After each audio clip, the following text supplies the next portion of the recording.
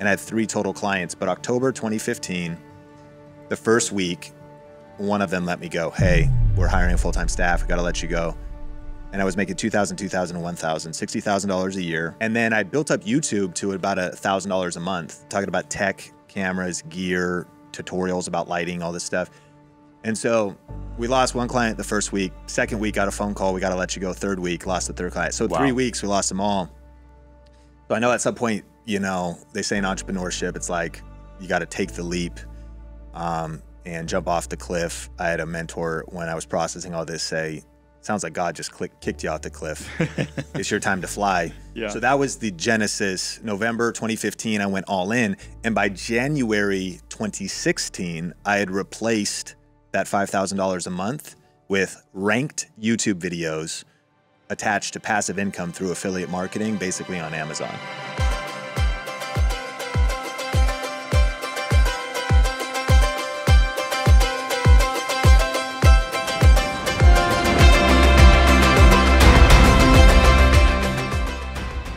A master coach, we consider somebody who succeeded in one area of life or career and then leverage their wisdom, leverage their experience to start coaching others, and then succeeded at the highest level as a coach. Talking about best-selling books, big YouTube channels, that sort of thing. Sean's book is called YouTube Secrets. You can find it on Amazon. He's got over a decade of experience helping people leverage YouTube to grow their brands. He has 3 million subscribers. I hesitate even saying that, Sean, because people are going to check and it's going to say 6 and then it's going to say 12 and they're going to realize this video is about a month old because you're growing that fast. You were just at 2 million. Yes. And now you're at 3. So I want to know a little bit about that, how that works. He's the CEO of Think Media. He's got a great backstory. We're here to get to know Sean Cannell. Welcome to the show. Thank you so much for having me. Sean, 10 years as a waiter at Red Robin. Yes. That is a lot of can you bring me extra fries? Yes, because it it's is. bottomless fries, Bottomless right? fries. You and I have that in common because it was 10 years of, I was at a Radio Shack, by the way, probably not far from you. I was down in Portland. Yes. And did a lot of years there, and a lot of years I worked at Kmart for a lot of years. I delivered Chinese food for a lot of years. Zero sign that anything was going to happen in my life. I don't think there were a lot of fathers out there wanting me to date their daughters. And then all of a sudden, things just start taking off. But I want to go all the way back to kind of those early years. And what were you dreaming about in your late teens, early 20s, working at Red Robin? Yeah, you know, it's crazy to go back because I started at Red Robin at 17, right before turning... First job, probably. First job, right before... I cut a lot of grass for neighbors, and we grew up on 6 acres, so I actually am like we had a mower deck on a tractor, riding lawnmower, push lawnmower, you had the weed equipment. eater, Yeah. And we would do it for neighbors too, so that was kind of the early jobs, and then first official job was waiting tables, and I couldn't serve drinks until I turned 18, so I started as a busser, and did some stuff to actually sabotage my career that a manager said, right when you turn 18, you're going to be a waiter. But because I changed my schedule on her and was young and dumb, You quote unquote sabotage your busboy career. it set me back, which was good for character building because then instead of waiting right at 18, which would have been this massive privilege, I ended up having to wait about 3 years. So I was an expo and then a busser and then a host. I even was the bird. It sounds like you were the bird, you were the mascot for Red Robin as well, and then eventually became a waiter. So sometimes you win, sometimes you learn. You know, it sounds like you really respected that experience. I mean, it's not absolutely, like you, yeah. And why? What was it about it that taught you work ethic or? Yeah, I think it was the mindset of maybe getting more tips as a server, and all of that was attractive, and the prestige of being promoted faster. But I think I've always valued character development, the opportunity to just learn in any season or try to be grateful in any season, have the perspective of gamification a little bit. As a busser, I found it fun to try to, how quickly could we get the tables torn down? How full could I fill the bus bins? And trying to, if you're going to be at work, you might as well have fun. So sort of the mindset to like, let's turn this into a game. Let's install, how quick can we do this? How much can we carry? A little bit of friendly competition with your other coworkers. And so trying to make the best of a not great situation once I was set back a few years because of my decisions. What were you coming from? What was home like during those years? So during those years, home had been pretty stable. Childhood was pretty rough. Parents got divorced at 3. My dad had some drugs. And Do you remember any of that?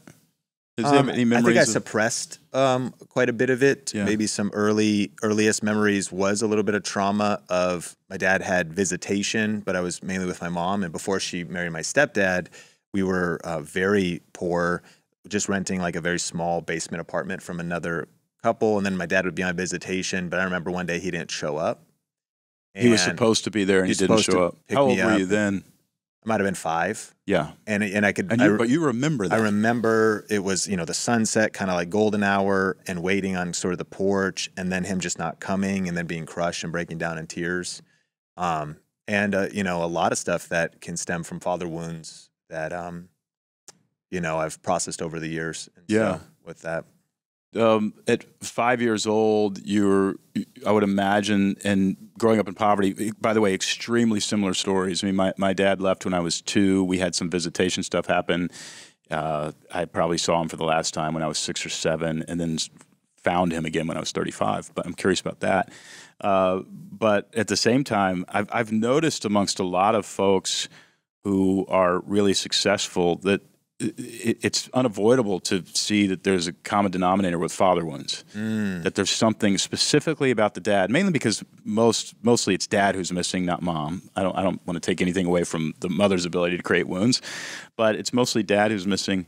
And I wonder if you grew up in sort of a financially, maybe even food scarce environment, that you felt like, okay, at some point when you have the freedom to do your own work and create your own security, you're extra motivated. I mean, do you identify with any of that? Yeah, I think that is definitely a big piece of that. I wonder if you've heard these 3 things they talk about, common denominators of successful people. One was impulse control, and one was insecurity. That actually a lot of successful Like people, identity insecurity? like identity insecurity. Yeah.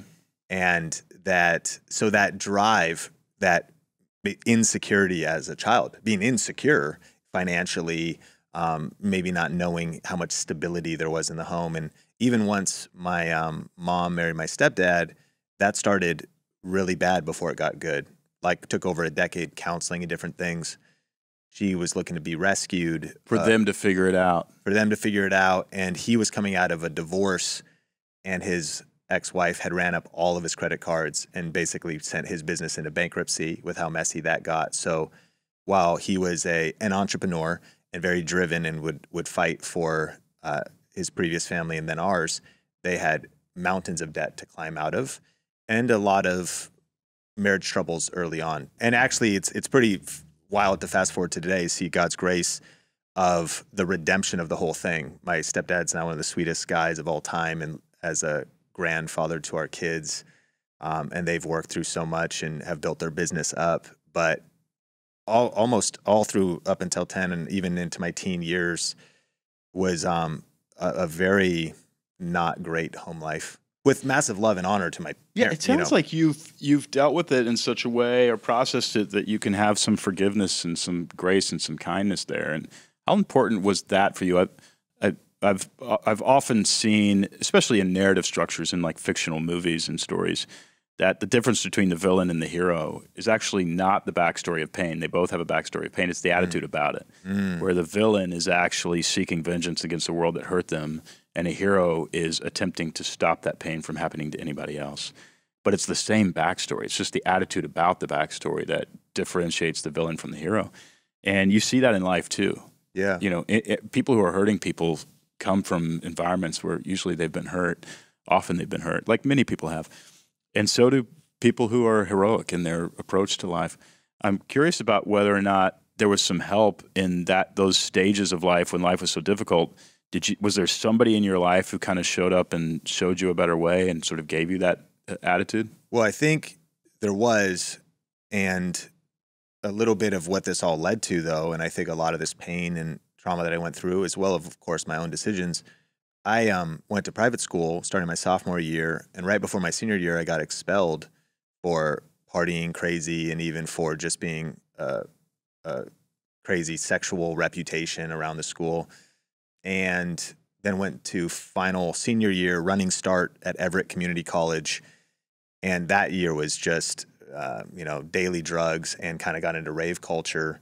And I really hit rock bottom. And at that place, my parents asked me, hey, what would you think about going to Bible college at a small school in Three Hills, Alberta, an hour north of Calgary or an hour outside of Calgary, in a tiny middle of nowhere, 3,000 people in the town, in the tundra, 2,000 are the students of the school. And previous to that, I was like, yeah, right. I really didn't have aspirations. This all came out of your question of what was your vision around, early or 18, 19. I didn't have one. I was sort of pursuing sex, drugs, and rock and roll by that point. And I saw no allure of it wasn't even Bible college or not. I was like, why would I want to go to this small town? But I had hit such rock bottom that I actually wasn't even really to seek God. It was to get away. The light bulb moment was the friend circle I'm in and the routine I'm in and the pattern I'm in. I need to get out of this. After a year spent kind of doing a certificate in Bible, I came back and volunteered at a new church my parents had found, and the youth pastor, Jeff Moores, became a healer in my life. Wow. In terms of kind of adopted mentorship, kind of a father, and that whole environment that I was in really was healing for many years. And that was when I got into video. The reason I got into video was because he handed me a video camera and Adobe Premiere and said, hey, start making videos for the youth ministry. That was now 20 years ago. And so I've got 20 years of video experience from getting involved in video in the local church. Yeah, I'm interrupting this video, but I'm doing it for a great reason. You need a coaching website if you are a coach, but what do you put on that website? You can just sit there and look at the screen and not know exactly what to put on the website. Well, I've put together 27 of my favorite coaching websites. Some of these coaches are making millions of dollars as a coach, and I want you to get inspired by these websites. If you're wondering how to make your website better or even what to put on a website because you've never made one, make sure you grab this PDF, 27 examples of coaching websites that have been incredibly successful for those coaches. The link is in the description. Just click on the link and grab that free PDF today. It'll be worth it. I mean, the similarities between your backstory and mine are incredible. It was a youth pastor named David Gentiles who kind of took me under his wing. He was a father figure. Asked me to write an article for the youth group newsletter. I'm sure it was awful, but people pretended it wasn't, and that fed my ego and so forth and so on. It's actually unbelievable. Walk me through you coach people on YouTube strategies. You're probably arguably the world's leader in that. I'm sure there's some competitors. I don't know who they are, but I'm sure they are. I want to know what made you fall in love with video early, and just curious because I'm a story guy. Did you fall in love with story as much as visuals, or how did that all come into play? Yeah, so I think one of the things I really fell in love with music and media in high school. I got into musician yourself? DJing. Okay. So I had vinyl records and Newmark mixer and Gemini decks, and was super into music. And growing up in kind of Seattle region, as well as West Coast, hip hop, punk, Nirvana, just a lot of different influence. Was that the age? Are you old enough that you were coming up during grunge? Yeah, grunge was huge, and Nirvana was thriving at that time. And then grew up skateboarding and snowboarding. So a lot of the skateboard films, VHS tapes you'd be getting, less snowboarding at the time, were that culture, of course, is always bleeding edge as far as artists and underground hip hop and underground rock and alternative. So that music was massively influential, and skate videos were very influential, which, yeah, I would think less storytelling, but definitely real artistic in the editing, the music, the blending. Keep it interesting. Yeah. And so that really influenced my love for video, but I hadn't quite been in video yet. One of the early bright spots was I was a part of Cross Rock Radio, which was internet radio at King's High School. Okay. Adobe Audition, mixing up the transitions between this and that, playing some songs. A lot of tech experience early on. Yeah. And then with the youth pastor, Jeff Morris, he grew up in California. So he was into surf, skate, snowboard culture. And so we had such a synergy because he wanted media to not be, especially the reputation for church media is a pretty low bar. And sometimes maybe even poor theology for some reason, like, constrains creativity. So we were just trying to bring that sort of edge, the underground kind of hip hop and kind of counterculture Seattle is seen in general, into media. So I just started getting into video, and it was, sometimes I say video chose me. I didn't choose video because, again, he just said, start making videos for the youth ministry, saw something in me. And then I just stuck with it. So I definitely had an affinity there, but I think more than anything, it was like, this is what I'm doing now. And then you multiplied that experience. But then 2005, YouTube starts. In 2007, it was actually our pastor's idea to start a YouTube channel. And I was like, let's go for it. And we did 10 episodes of a vlog. Were you on staff at this point? Or are you still more or less volunteering? Yeah, I mean, on staff, if you can imagine, you know, staff being like $200 a month or something. That's like legit what it was, you know. And that's why, so working a couple different jobs, waiting tables. And then my wife and I got married young and she was working 3 jobs. So never made it very high salary-wise at the church. But a few dollars. But you put them, this would have been the age, I mean, you know, a lot of mega churches now have satellite campuses and their video feeds and all that kind of stuff. It's very tech savvy. Yes. Institution. But this would have been really early in that, right? I mean, was your So pastor early. sort of innovative in helping you? He was, because he got exposed. So he even, you know, I'm an elder millennial, but he brought back to my friends and I that were, you know, working at the church and said, there's this thing called Twitter. And in our small town, we were like, that's so dumb. It wasn't like us as young people being like, that's awesome. We were like, what, Twitter?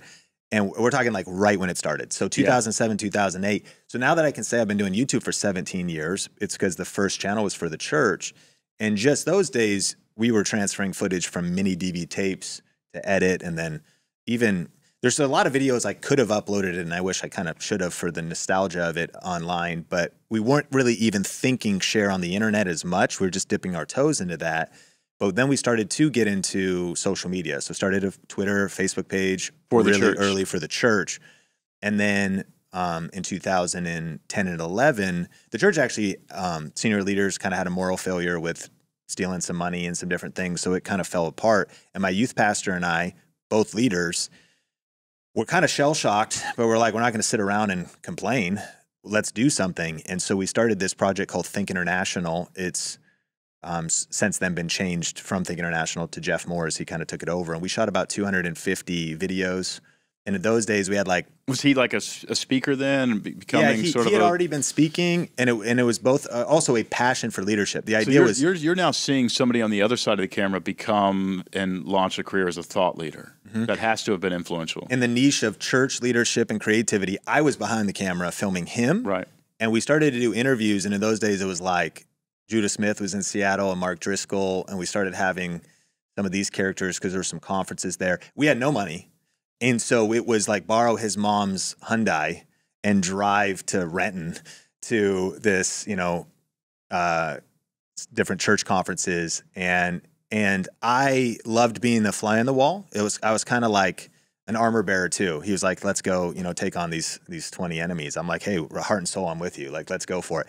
And so video experience, I was though doing the graphic design, Photoshop, titles, thumbnails, videography, filming with him, and then also bringing all those influences. So some people who are exposed to Think International are like, man, you guys, what a vibe. Because we would sort of edit these videos like skate videos and stuff. Yeah. And then I started to get questions. What camera are you using? What gear are you using? How are you doing this? Which was the launch of our now brand, Think Media. It's called Think International. And the only reason was because we like Think skateboards and we had been to Canada. So I was like, you know, we're international. You're you know international. What I mean? It's like world 45 outreach. minutes north. Exactly, from Seattle. And you probably learned the language that Canadians speak and all Yeah, that. it's so funny. Churches that call themselves World Outreach Centers. Yeah. We're reaching 200 nations. You know, you're like, okay. Also those tiny little airports that's such and such international because they got one flight going to Vancouver. Well, exactly. That. So that's where Think Media was born. Was it just you, or did Jeff kind of do this with you? The youth pastor guy do this with you? Yeah, well, we were all in, and then he got an opportunity to go to North Coast Church with Larry Osborne and Chris Brown, and eventually became their young adult pastor and a venue pastor. And when I was like, thanks, Jeff. He's like, yeah, I got this opportunity. I'm leaving. So now I was in Marysville, small town, like, what are we going to do? And interestingly enough, the door opened to go to Vegas to be a director of communications at a mega church that had TV and a Facebook ads budget and all this other stuff. So that kept me in it. To be director, to be the top guy. Yeah, and on my job interview, Benny Perez asked me, he said, you know, you're coming from like a smaller church and into this bigger environment. What makes you think you could help us? And I said, well, look at our channel, Think International. I was like 5,000 subscribers. Look at the videos. I was like, that's a case study. That went, the thing that we did in that waiting period when actually so much, when the pastor was gone, when the pastor was gone and everything kind of fell apart, we just got creative and started doing something. And interestingly enough, that thing, it was an established nonprofit, and definitely by definition, it was no profit would probably be a better, name even, but it just gave us kind of an operational entity. But it also was the door opener to Jeff going to California as well. Like we had something to show. You were pretty clean at this point? No drugs, none of that? Got kind of cleaned up your life a little bit? Yeah, no. Ever since that rave time, didn't get back into that stuff. Yeah. And did you get married right in there somewhere? Yeah, I know. I heard. So we got married right at 21, and my wife I think was 20. So you're not making any money. She's working 3 jobs. Right, and then we moved to California. Gotcha. We moved to Vegas to work for Benny Perez for about 5 years. And did they have a bunch of tech stuff that you got to cut your teeth on, better equipment and all that kind of stuff? Yeah, started to have a budget, better equipment, online campus, streaming. My wife eventually was brought on part-time to run the online campus, and so it was a fun season of doing that together. And I was like the online campus pastor, I guess, and then director of communications. And then he also had a little bit of. Did you get in front of the camera for the first time? I started doing church news, and I'd been in front of the camera now, and actually was kind of cool by this time. When I was being interviewed for the job, I said, "Listen, I have some stuff with Jeff still. So even while Jeff was that, we would still travel a few days a year and cover some conferences and batch produce." We mentioned that on this trip, I'm doing like 10 interviews in 2 days. Yeah, we cut our teeth. Back in those days doing it, we'd go to conferences and shoot like 20 interviews in a set up room, and just kind of got used to that environment. And so he knew going into it that I was always doing YouTube on the side since 2010, always chipping away at personal projects through different channels. And so, and then Benny Perez also brought me in as an author, as an itinerant minister. And so part of my focus was also helping and build that. And one of my values, again, this would be your second, well, really your third if you consider the first pastor who had some financial stuff go on. Probably the third thought leader that you're seeing supporting. Yes, and I felt a desire to do that. And, Ken Coleman wrote a book called The Proximity Principle, which gave me language for wanting to be in proximity to the thing that you want to do and you feel called to do. Right, yeah. And so I always viewed it as a privilege. I was never that concerned with how much I was paid. I always considered it a privilege to be able to be paid to learn.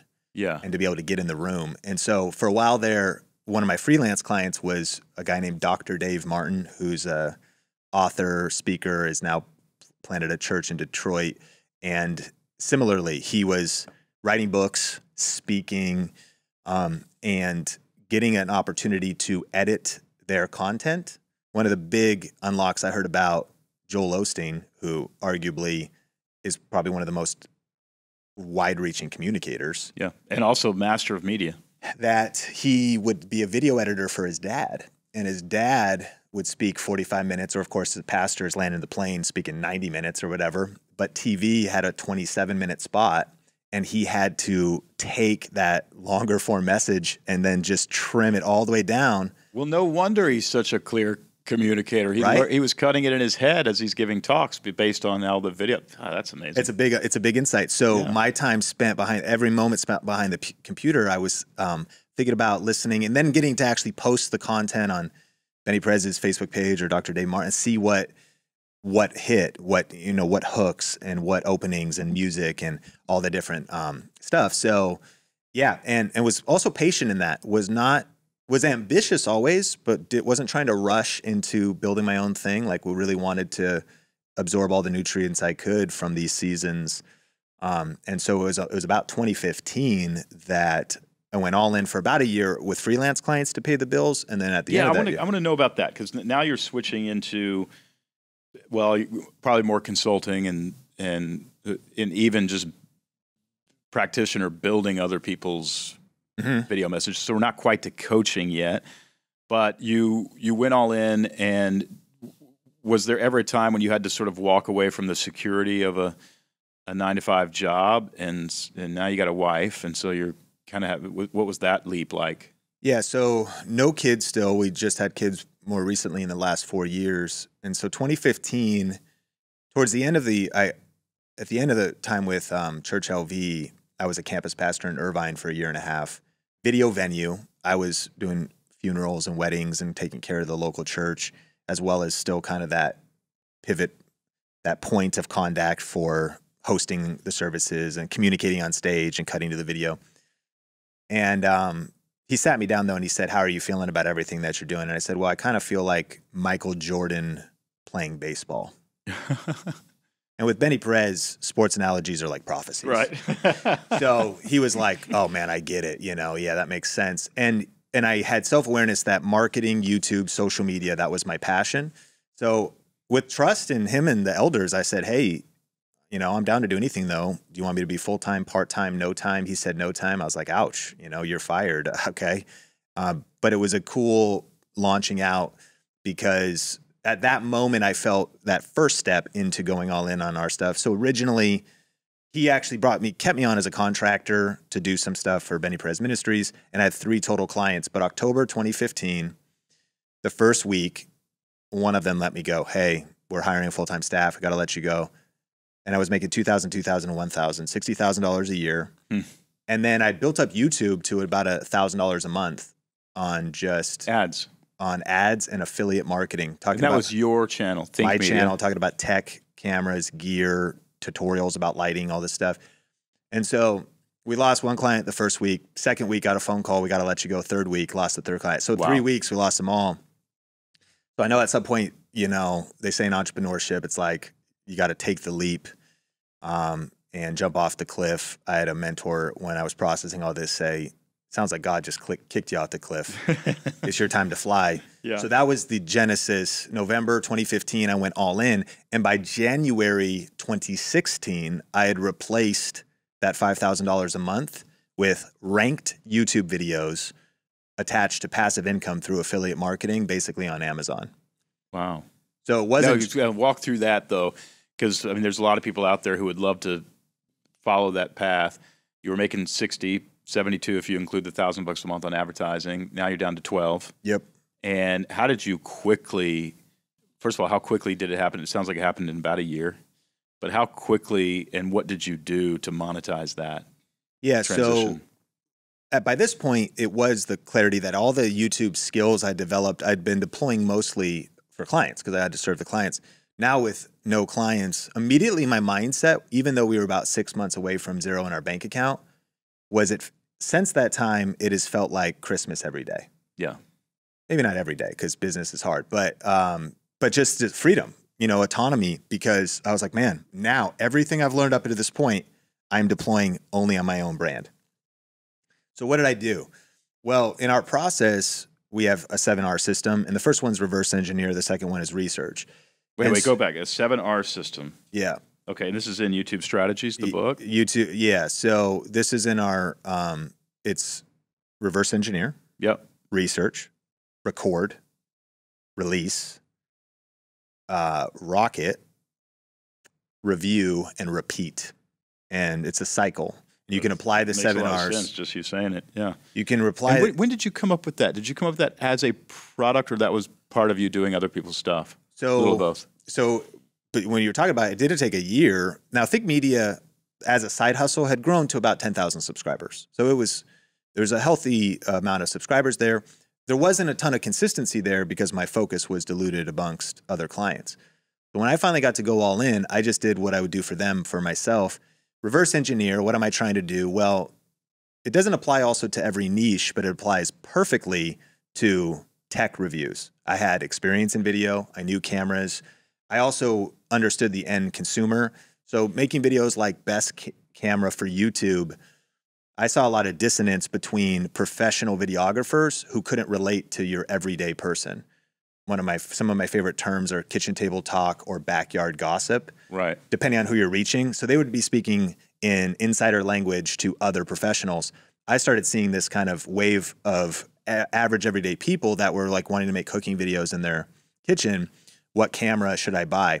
Being able to talk to them knowing they didn't know about bokeh or depth of field, but they'd like, how do I get the blurry background? Right. And what is the best camera that's user-friendly, easy to use, with empathy to people's budgets as well too. Right. Oh, best camera, let's get a 4K red camera. You're like, well, that might be the best, but like, what about your everyday?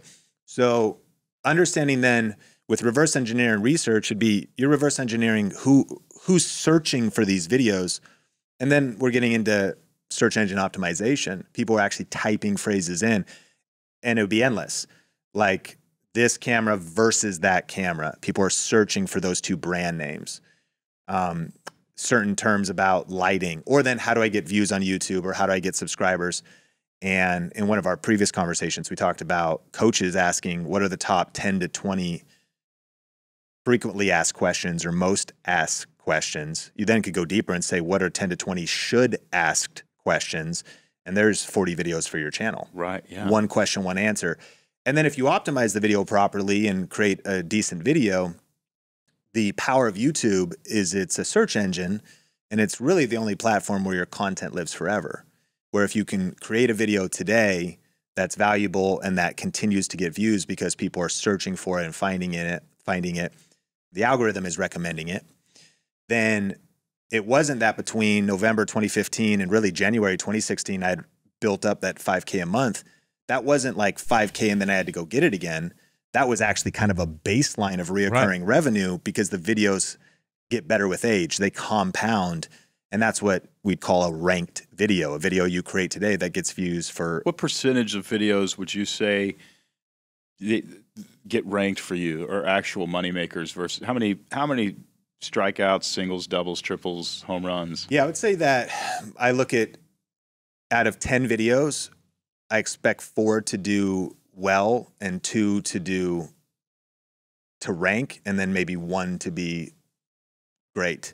Holy mackerel. I mean, so you're really those are good stats. I mean, you got 4, 5, 6, 7. You only have 3 that are swing and a miss. Yes. And well, I'd also say there's 2 really big buckets of content. There's evergreen content. And I growing up in Seattle, we had evergreen trees. So they weren't seasonal. They're green summer, spring, winter, fall. So evergreen content is, as a coach, what topics are always searched? People are always looking for them. What pain points are they always trying to solve? How to handle taxes, establish an LLC, hiring, firing. Well, people are always trying to solve these problems. Where there's also, you might tap into what is the 3 communication secrets we can learn from this candidate or that candidate. Right. You might jump onto a trend now, but trending content, so evergreen content and trending content, both are great because if you hit the right trend, you could really get a lot of viewership as well as attract people who didn't know you that could become followers, but the trending content's going to spike and drop off. Evergreen also might go slow at the start, but when you're committed to the vision, I have now 14-year-old videos from the very beginning of starting Think Media that over this last year grew the channel 5 subscribers, made $20 and still got 3,000 views. Wow. Not a lot. Not that impressive in isolation, but multiply that by when you're 1,000 making thousands times of them, yeah. Yeah, and so I'm curious what products, as you began to go out on your own, was it all advertising, or were you still doing some consulting on the side? So immediately, I was still being brought in to do small workshops or teach a team or an individual, them and their assistant, on YouTube strategy or social media strategy. That had been, Benny Perez also gave me the freedom to spend a part of my year doing a couple things a year. So I'd stepped into my consulting coaching career throughout 2012 to up until today. And that was also helpful. Speaking at some maybe youth conferences or media conferences and things like that. And all of that was helpful for. You need a diversity of revenue in order to make it in those early years. Yeah. But also helpful for the mistakes I made, or just learning about, like maybe sometimes learning I'd go into a session and way teach over the head of the key leader and maybe try to learn about how to simplify frameworks down or communicate more clearly, or how much content can I pack into a day, and just all these mistakes. I mean, a decade of mistakes in coaching and consulting, wishing I had the book Coach Builder, not really knowing, but it just happening organically, word of mouth.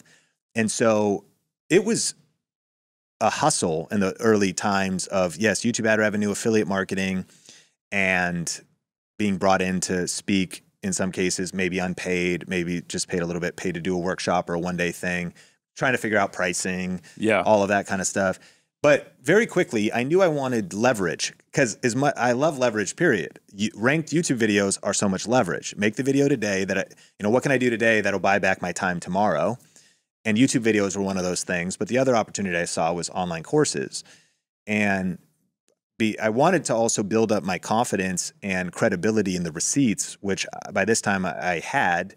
And so the first online course I created for YouTube, it's called Video Ranking Academy and exists to this day. And it still has that obsession of all the ways to approach YouTube. I approach it with a ranking mindset. How do you make sure a large part of your library is evergreen content that can continue to build your brand, get you leads, prospects, sales, however you plan to monetize? And how can you build that up over the years? So you are actually building up kind of your thought leadership, your online brand, your library of content. And so those 7 R's came out of version 1 of Video Ranking Academy. And it was putting language in a framework to what I was doing instinctively or I'd been developing for the previous 8 years. Talk to me about the Academy. That sounds like a major, you said it in passing, but it sounds like a major turn in your career. Huge. Turning it into, let me just full focus, teach other people about how this works. And what went into that, what was going on in that time period? What was your vision for it? Walk me through getting excited to executing. Yeah, well, I remember it was trying to just get it off the ground. It was helpful in these early days. I felt so time-starved, as we all feel, but especially in startup mode.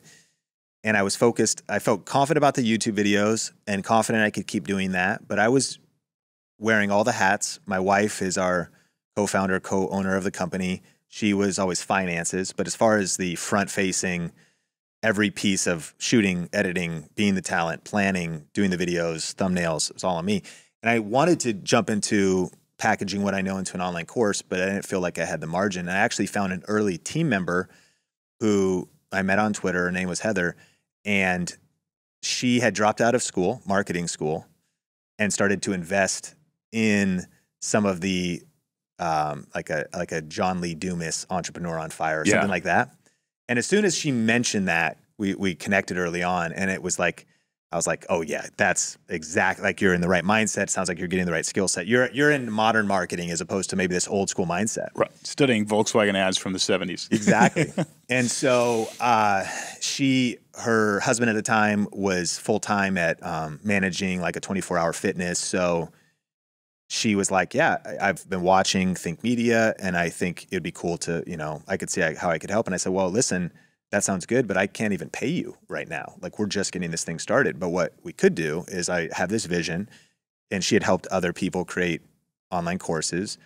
And so it was kind of like that first virtual assistant, or we both were in Vegas, integrator almost, and someone to just come alongside. And then it was a good project manager too, I would imagine, driving things forward. And the original agreement was, listen, happy to give you a percentage of this thing that doesn't exist yet. That might fail, but it also might do well. And if you can see what I've done to this point, then I'm sure you have confidence in your own skills. And that was the original agreement. So year 1, it was a percentage of just sales or profit.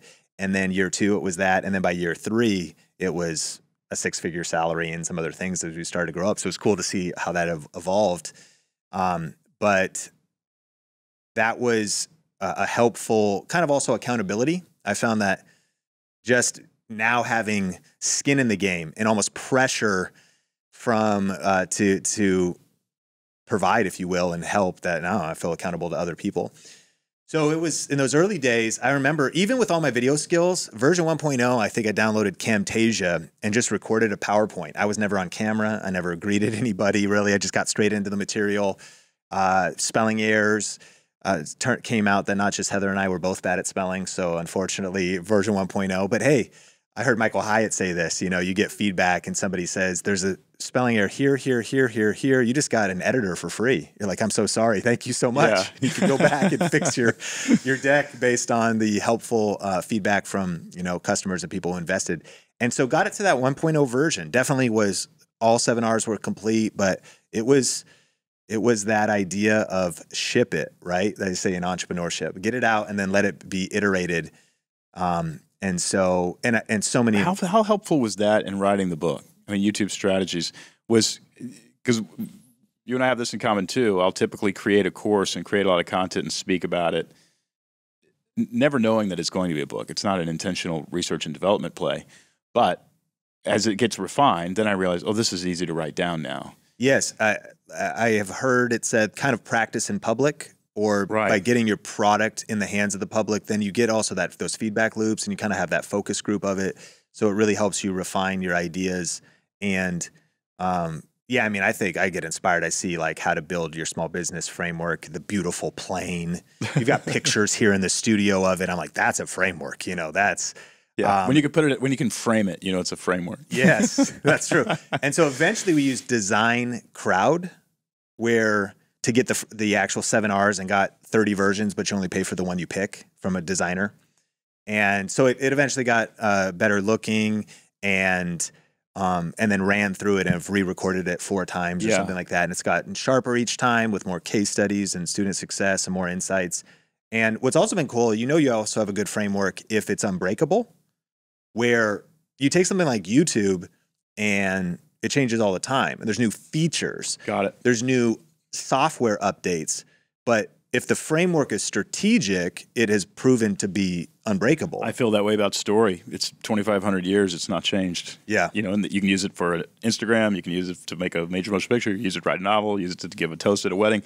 It just doesn't matter.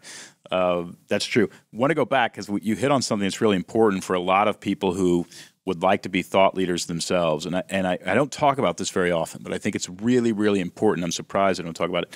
The existence of frameworks. A lot of and the creation of them.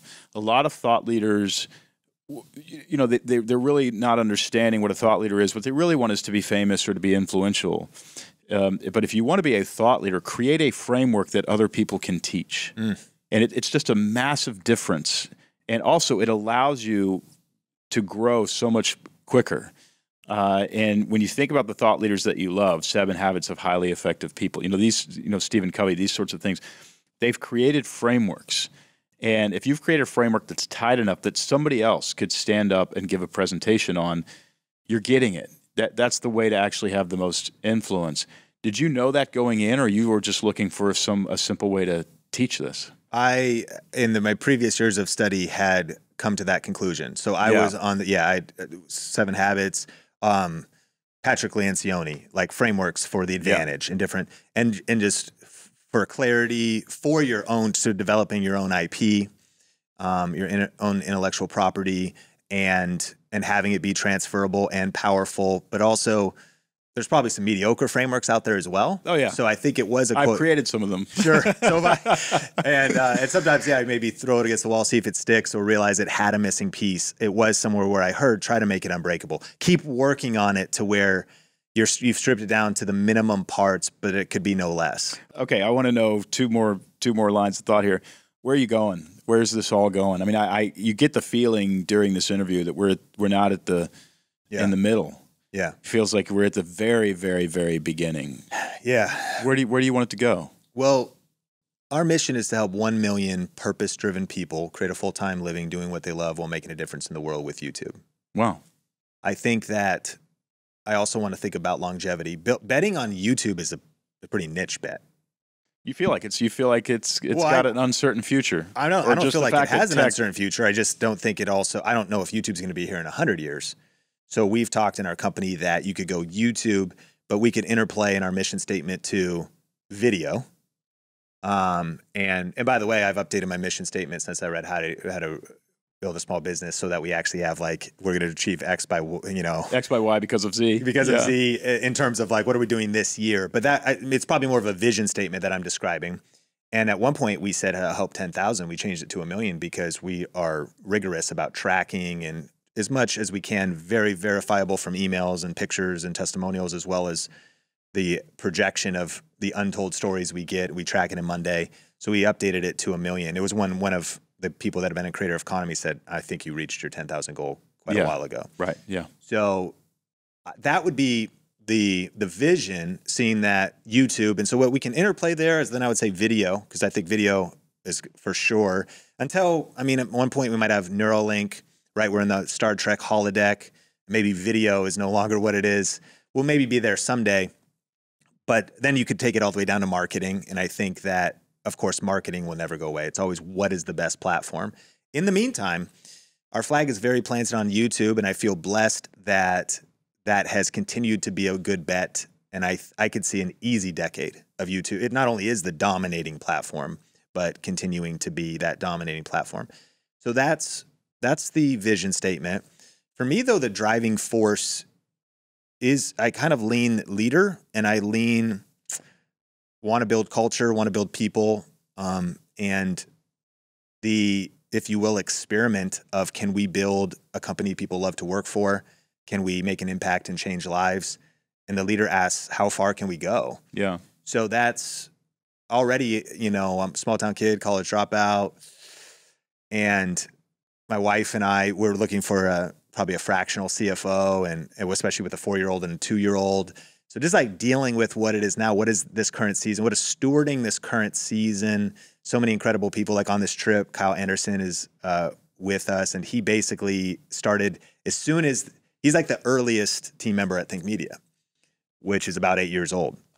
And even he started answering emails, which was not a skill set, but I was just like, hey man, like let's build, and has then done video editing. Now he's leading a whole team, and he is the director of our Think Media YouTube channel and our content team with about 8 people.